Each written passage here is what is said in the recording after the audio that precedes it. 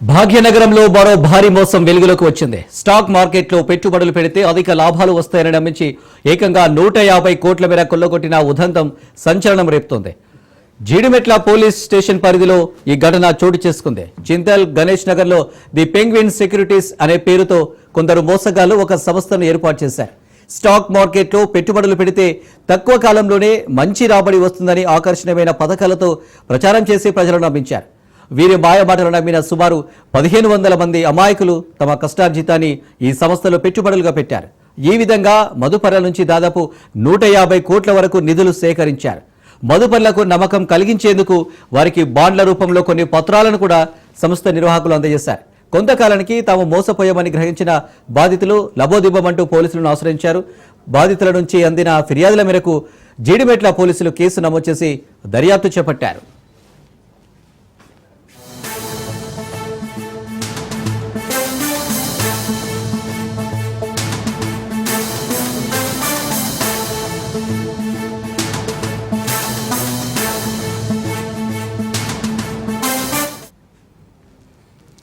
భాగ్యనగరంలో మరో భారీ మోసం వెలుగులోకి వచ్చింది. స్టాక్ మార్కెట్లో పెట్టుబడులు పెడితే అధిక లాభాలు వస్తాయని నమ్మించి ఏకంగా 150 కోట్ల మేర కొల్లగొట్టిన ఉదంతం సంచలనం రేపుతోంది.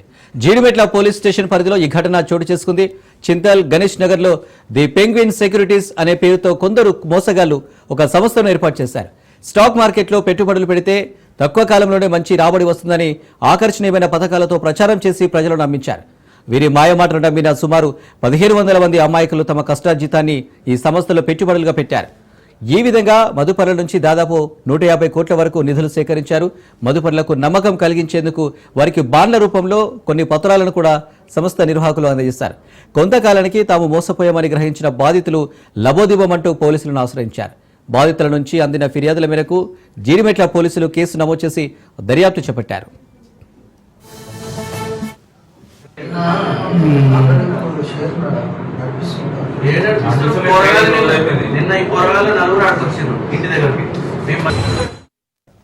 రైట్గా హైదరాబాద్ లో భారీ మోసం వెలుగులోకి వచ్చింది. దీనికి సంబంధించి మరిన్ని డీటెయిల్స్ రత్న అందిస్తారు. రత్న,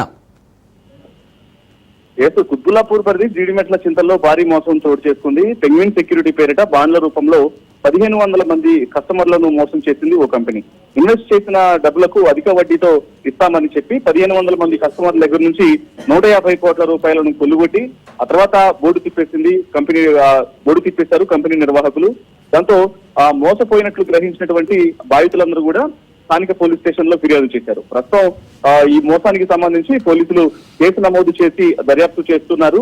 ఇంతకు ఈ మొత్తం ఎంతమంది దగ్గర నుంచి డబ్బులు వసూలు చేశారు అనేది కేవలం ప్రాథమిక సమాచారాన్ని బట్టి 150 కోట్ల రూపాయలు మాత్రమే తెలుస్తుంది. కానీ ఇంకా మొత్తం ఓవరాల్ గా ఎంతమందిని మోసం చేశారు అనేది ప్రస్తుతం ఆరా తీస్తూ ఉన్నారు. గడిచిన 3 ఏళ్లుగా చింతల్ ప్రోగ్రామ్ రహదారిలో గల ఐడిపిఎల్ లో ఓ అపార్ట్మెంట్ లో పెంగ్విన్ సెక్యూరిటీ కంపెనీ పేరిట కంపెనీని ఏర్పాటు చేశారు. అన్ని కాడికి అమాయకుల వద్ద నుంచి 100 రూపాయల బాండ్ పేపర్స్ రాసిచ్చి కంపెనీ ఫేక్ రిజిస్ట్రేషన్ జిరాక్స్ పేపర్లు ఇచ్చి ఒక్కొక్కరి నుంచి లక్షల రూపాయలు, అలాగే ఆ ₹1,00,000 నుంచి దాదాపు 6 కోట్ల వరకు దోచుకుని 3 నెలలు ఈఎంఐ పద్ధతుల్లో తిరిగి చేయడం జరిగింది. అయితే 3 నెలల పాటు అమౌంట్ అనేది తిరిగి ఇస్తూ ఉండటంతో ఇక ప్రతి ఒక్కళ్ళు కూడా ఇతర బంధువుల ద్వారా, ఇతర స్నేహితుల ద్వారా కూడా అమౌంట్ మొత్తాన్ని వాళ్ళ దగ్గర ఇన్వెస్ట్మెంట్ పెట్టించారు. అయితే ఇక 4వ నెల నుంచి డబ్బులు ఇవ్వకపోవడంతో మొత్తానికే ఎగనాభం పెట్టేయడంతో కంపెనీపై జీడిమెట్ల పిఎస్ లో సరిగా దాదాపు 50 మందికి పైగా బాధితులు ఫిర్యాదు చేశారు. ప్రస్తుతం పోలీస్ స్టేషన్ ఆవరణలో ఆ కంపెనీ బాధితులందరూ కూడా అక్కడికి చేరుకోవడంతో పోలీస్ స్టేషన్ అంతా బాధితులతో కిక్కిరిసిపోయింది. ఫిర్యాదు అందుకున్న పోలీసులు 100 కోట్ల వరకు మాత్రమే పిఎస్ పరిధిలో కేసు నమోదైంది అని అంటూ విషయం తెలియజేస్తున్నారు. అయితే ఇప్పటికీ ఈ బాధితులు ఈ కంపెనీ పెంగ్విన్ సెక్యూరిటీ పేరిట ఏర్పాటు చేసినటువంటి యొక్క ఫేక్ కంపెనీ బాధితులు అనే వాళ్ళు చాలా మంది ఉన్నట్లు కూడా తెలుస్తుంది. దాదాపు 150 మంది వరకు ఉన్నట్లు తెలుస్తుంది. వీళ్ళందరూ ఒక్కొక్కరుగా చేరుకొని స్థానిక పోలీస్ స్టేషన్లలో ఫిర్యాదు చేస్తున్నారు. Right Ratna, thank you.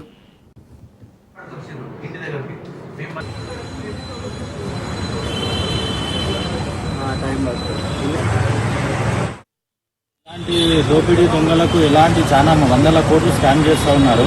ఇలాంటి నిరుపేదలను ఈరోజు లైవ్గా అయినట్టు చెప్తా ఉన్నాను. ఈయన ఇల్లు రైనేసి ఒక 7 లక్షల రూపాయలు తెచ్చిపెట్టినారు. ఇలాంటి పేదలను ఎంతో మంది మోసం చేస్తున్నారు. ఇలాంటి స్కామర్లను, ఇలాంటి డాక్యుమెంట్స్ సృష్టించే వాళ్ళను ప్రతి ఒక్క స్కామ్ ఏదైనా ట్రేడింగ్ ఉన్నా హైదరాబాద్లో కానీ ఇండియాలో ఎక్కడ ఉన్నా దానిపైన యాక్షన్ తీసుకోవాలి. గవర్నమెంట్ ఒకటి కోరుకుంటా ఉన్నాను. తెలంగాణ స్టేట్లో ఇలాంటి పేదల పైన ఈ ఇబ్బందులు జరగొద్దు. సూసైడ్లకు గురవుతున్నారు.